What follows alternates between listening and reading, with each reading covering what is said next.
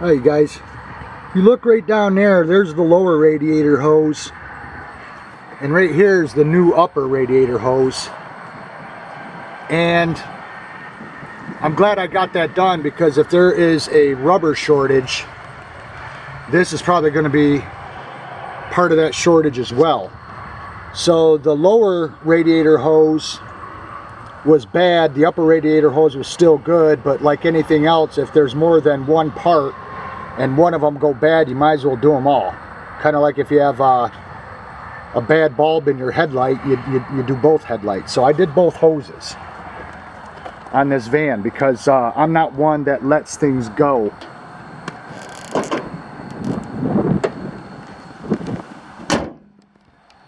I keep track of the maintenance on this van, and I make sure that everything is on the up and up. My brakes, my suspension, my tires, bulbs, wiper blades, you name it. Anything inside and out, anything that needs attention, it gets attention.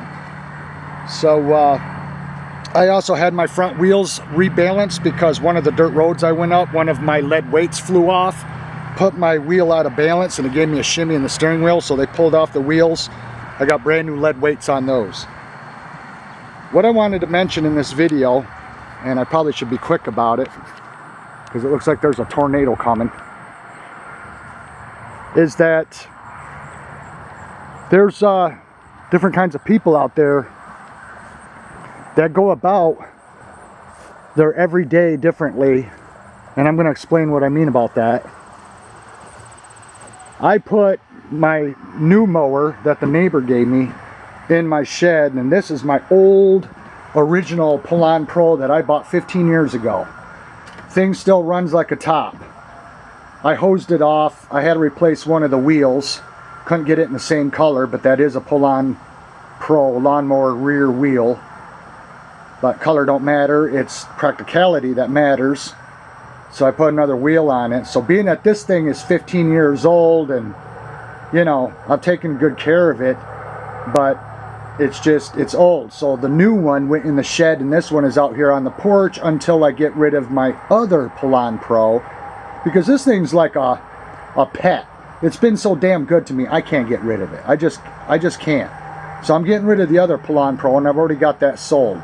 And the bagger that came with this, that's brand new, and the bagger that came with the other Poulan Pro that's brand new, I threw both bags in on that Poulan Pro, because I don't need baggers to mow this gigantic lawn.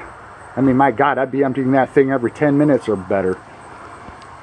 But what I wanted to talk about in this video, you guys, is that I watch a guy's channel on YouTube, fantastic guy, and I'm not going to mention his name just to protect who he is, but he's got almost 1 million subscribers, and he likes to wrench on stuff, and he's always going out and buying things all the time, like go-karts, mini bikes, bicycles, just about anything that's got an engine. He'll bring home rototillers, lawnmowers, snow blowers, but he buys this stuff, and because it gives him content for his video, to give him things to wrench on. I get it, I understand that. However, it still is an investment, and then when you end up with this stuff, you got to turn around and try to get rid of it. And this guy has got garages just full, huge garages just full of equipment, old cars, boats, tons and tons and tons of man stuff.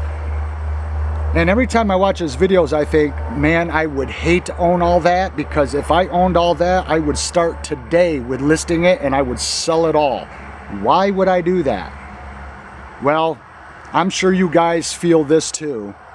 A lot of people have been saying it. I feel this way, but something's on the horizon, you guys. That ever-pressing bulldozer blade coming over the horizon. I think we're heading in for bad times.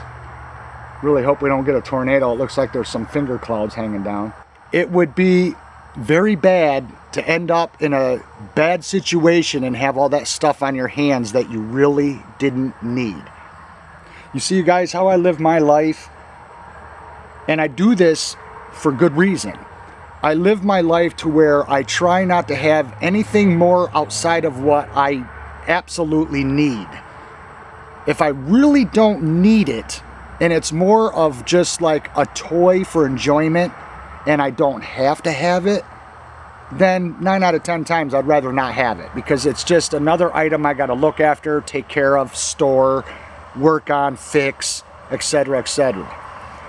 I try to have just what I absolutely need to have, because if there were ever something to happen to where maybe I had to walk away from it all, I'm walking away from a lot less than most have.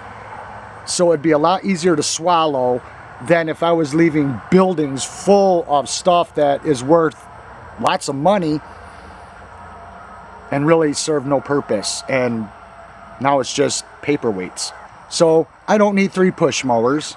Put the new one in the shed, keep an Old Faithful, and getting rid of the third one that I bought to replace this one because now I really don't need it.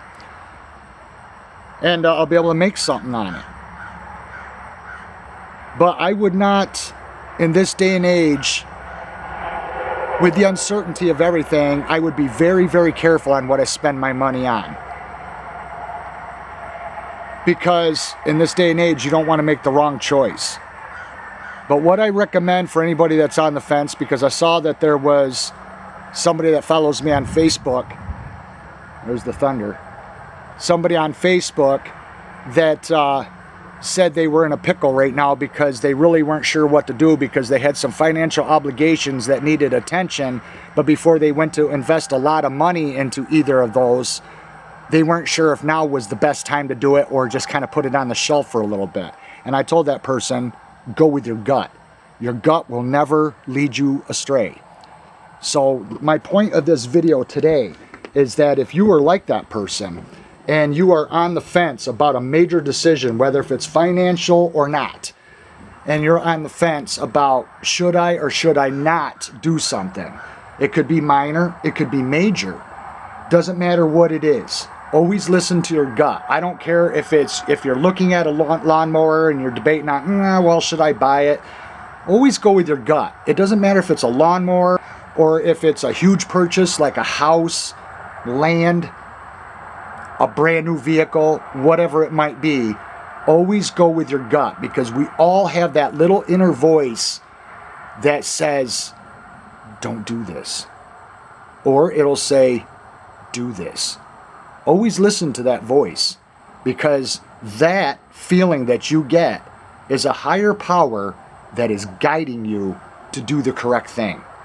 So if something tells you don't do it and you go ahead and you do it anyway and you end up regretting it, it's because you didn't listen to the guidance that's coming from above. That's where that comes from. That is the honest God's truth, you guys. Now see, for instance, I went against my gut feeling when I stayed down at South Valley. Something said, don't stay here tonight.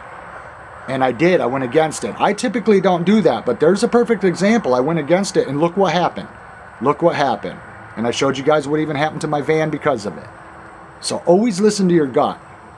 But in this day and age, I would not want to be doing what that YouTuber is doing, and so many other people out there, whether they're on YouTube or not, where they're like oblivious to the times we're in, and they're just throwing money in all directions and doing all kinds of crazy stuff. And it's like, boy, I'll tell you what, I'd be a lot more careful than that. Because when things do go south, you're going to wish you didn't have all those extra purchases.